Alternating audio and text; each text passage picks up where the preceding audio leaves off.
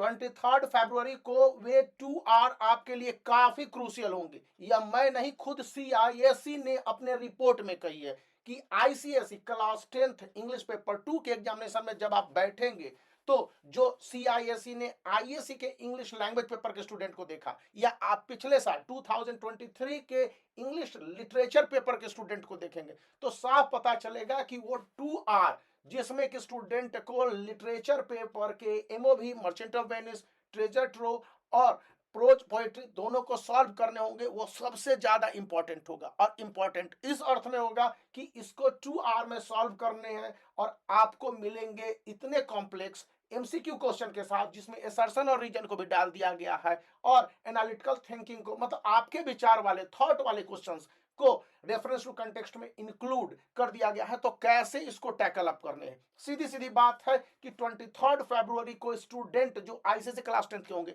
उनका approach matter करता है और जिस तरह से वो आगे बढ़ेंगे। या मैं नहीं, मेरे जैसे सैकड़ों टीचर, एग्जामिनर और इवन लास्ट ईयर के आपके जो सीनियर स्टूडेंट हैं उन्होंने भी बताया है ISE के 2024 के लैंग्वेज और लिटरेचर वाले लैंग्वेज पेपर आसानी से निपट गए, लेकिन उनके लिटरेचर पेपर में टाइम ही कम पड़ गया। टाइम काफी क्रूशियल होने जा रहा है, इसलिए इस टाइम को किस तरह से मैनेज करें।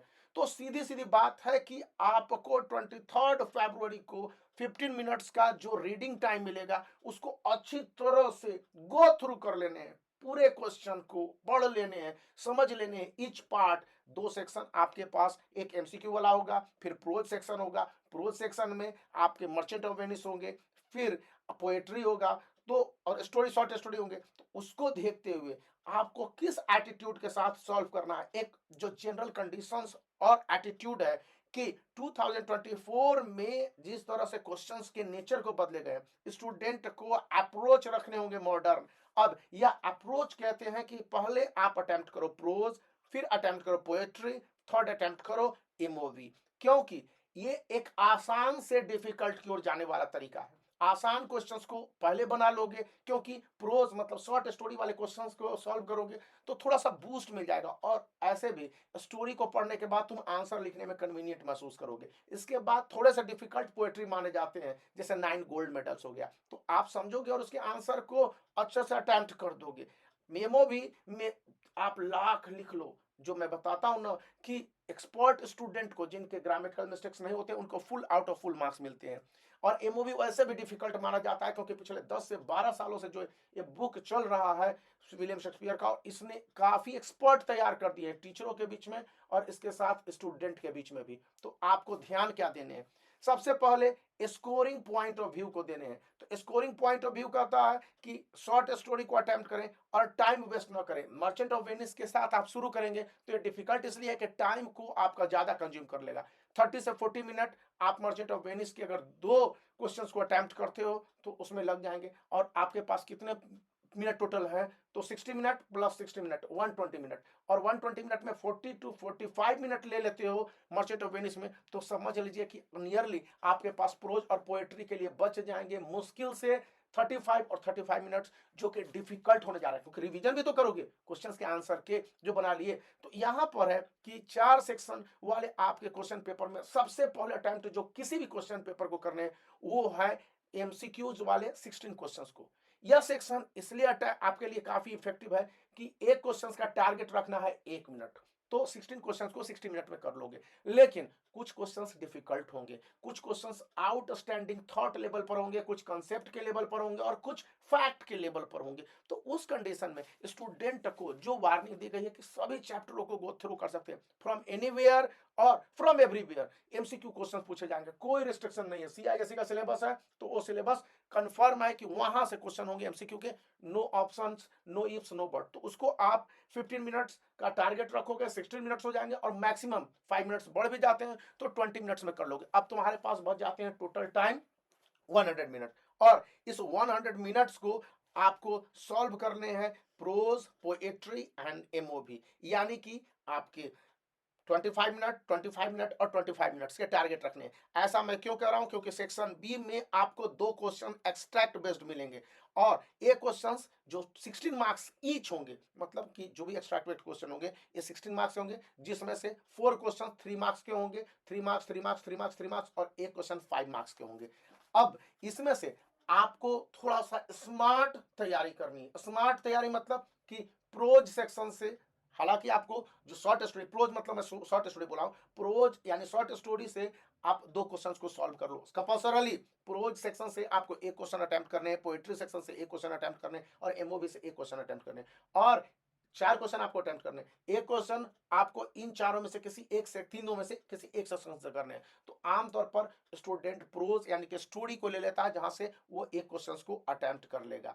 अब यहां पर अटेम्प्ट करने की बात हो गई। पोएट्री सेक्शन से भी कुछ स्टूडेंट के पोएट्री बेहतर होंगे तो पोएट्री से कर सकते हैं, जैसा कि क्वेश्चन पेपर में होगा। तो वो आपको आउट ऑफ 4 जो क्वेश्चन सॉल्व करोगे, तो यहां पर ये याद रखना है कि इसमें स्टूडेंट को ज्यादा डिटेल नहीं देने हैं, न तो पोएम के डिटेल ज्यादा देने हैं, न पोएम के बैकग्राउंड को, और पोएट का जो जो नेम है और सारे डिटेल्स वहां पर दिए गए रहते हैं क्वेश्चंस में। तो उस कंडीशन में आप टाइम को किस तरह से कंज्यूम करते हो सेविंग वे में, और इसके लिए अलर्ट रहना होगा from the very beginning while you are entering in the examination centre. Point है कि एमसीक्यूज के लिए आप टारगेट रखोगे 15 मिनट में 16 क्वेश्चन, और मैक्सिमम बढ़ के हो जाएंगे 20 मिनट्स। तो आपके पास टोटल टाइमिंग बच गए 100 मिनट्स। 100 मिनट्स में टारगेट रखो कि सेक्शन आपके शॉर्ट स्टोरी वाले हैं उसको 25 मिनट्स में सॉल्व कर ले, फिर पोएट्री वाले में उसको 25 मिनट्स में सॉल्व कर लो। और भाई मैं कितना भी कह लूं एमओबी के लिए 25 मिनट्स में सॉल्व कर लो, वो 30 मिनट्स लग ही जाते हैं, मान के चलो यहाँ पर 25 मिनट्स। तो यहाँ पर रेफरेंस टू कंटेक्स्ट में 1 क्वेश्चंस रहेंगे 3 marks, 3 marks, 3 marks, 3 marks, 12 marks, और 1 क्वेश्चन रहेंगे 4 मार्क्स के। यदि 1 क्वेश्चंस को कंज्यूम करने में 4 मिनट लेते हो तो 5 क्वेश्चन में 20 मिनट्स ले लोगे। मैं तो कर रहा हूं 25 मिनट से ले लेते हो। तो इस तरह से आप 3 क्वेश्चंस को बहुत आसानी से हल सॉल्व कर लोगे। 20 मिनट्स में का टारगेट रखना है कि हम रेफरेंस टू कंटेक्स्ट के 1 क्वेश्चंस को 20 मिनट्स में सॉल्व कर लेंगे।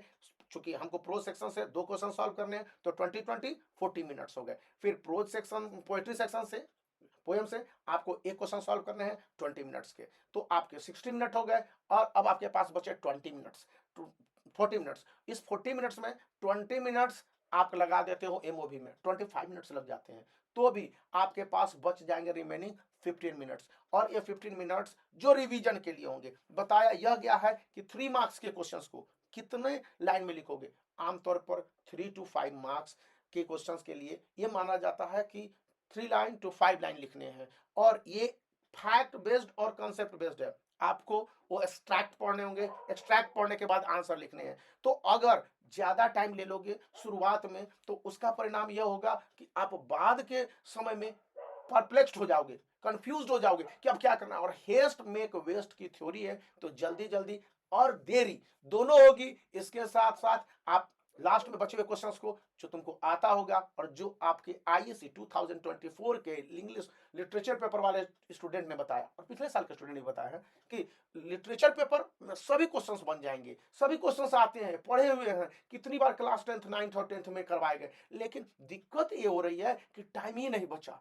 तो इस टाइम मैनेजमेंट का क्रूशियल फार्मूला को मैं आपको सॉल्व करने की कोशिश करता हूं कि अच्छी तरह से आप ये एक्सट्रैक्ट बेस्ड क्वेश्चन 3 मार्क्स वाले को 3 to 5 लाइन में लिख दो। फिर 4 मार्क्स वाले क्वेश्चंस होंगे, वहां पर आप अपने थॉट्स को थोड़ा सा एलाबोरेट कर सकते हो। लेकिन यहां पर एक और पॉइंट जो कि बताया गया है एग्जामिनर के पॉइंट ऑफ व्यू से, टीचर को कहा गया कि don't be in the flashy language, don't be elaborate, और to the point, reference to the context, answer be given. And ज्यादा आप हाईलाइट करने की कोशिश न करो, अंडरलाइन करने की कोशिश न करो, कलरफुल पेंसिल का यूज न करो।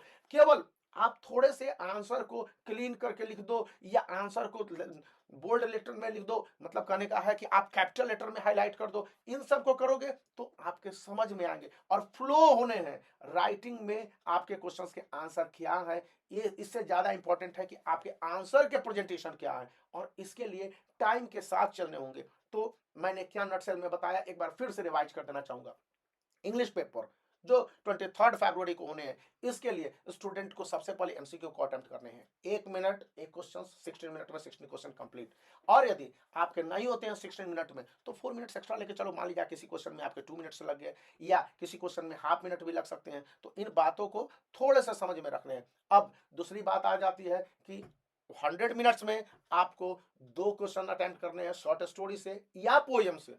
चाहो तुम तो मर्चेंट ऑफ वेनिस से भी कर लो, लेकिन उससे बचने हैं तो दो क्वेश्चंस एक्सट्रैक्ट बेस्ड है या रेफरेंस टू कॉन्टेक्स्ट है, उसको आप कर लो 15-15 मिनट में। टारगेट रखो 15-15 मिनट का, तो 20-20 मिनट में आपके 3 मार्क्स 3 मार्क्स 3 मार्क्स 3 मार्क्स और एक 4 मार्क्स के क्वेश्चंस कंप्लीट हो जाएंगे।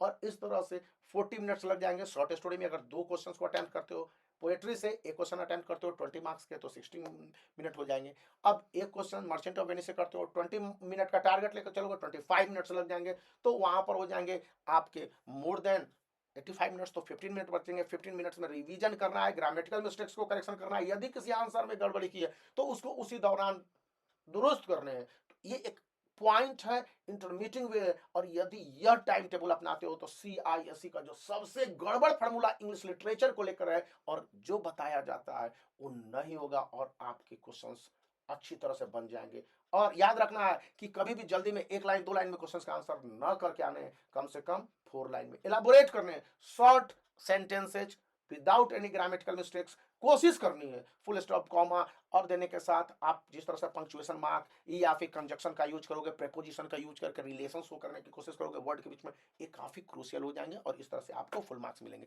तो यदि मेरी बातों से सहमत हो तो आप वीडियो को लाइक कर सकते हैं, चैनल को शेयर कर सकते हैं और सब्सक्राइब करना याद रखें।